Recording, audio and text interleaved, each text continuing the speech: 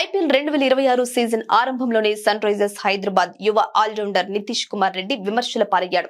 Royal Challengers బెంగళూరుతో జరిగిన తొలి match లో జట్టు కష్టాల్లో ఉన్నప్పుడు క్రీజ్ లోకి వచ్చిన నితీష్ కేవలం ఒక్క పరుగుకే పెవిలియన్ చేరి అభిమానులను నిరాశపరిచాడు.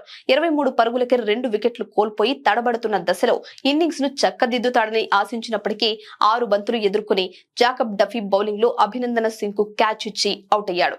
ఈ వైఫల్యంపై సోషల్ మీడియాలో ముఖ్యంగా ఎంఎస్ ధోని అభిమానులు నితీష్ ను లక్ష్యంగా చేసుకుని తీవ్ర స్థాయిలో ట్రోల్ చేస్తున్నారు. క్లిష్ట సమయంలో రాణించలేకపోయిన నితీష్ బ్యాటింగ్ శైలిని ప్రశ్నిస్తూ నెట్టింట మీమ్స్ తో హోరెత్తిస్తున్నారు.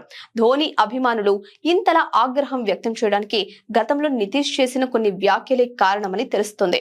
2024లో ఒక ఇంటర్వ్యూలో నితీష్ మాట్లాడుతూ ధోనికి ప్రతిభ ఉంది గానీ విరాట్ కోహ్లీకి ఉన్నంత టెక్నిక్ లేదు అని వ్యాఖ్యానించాడు.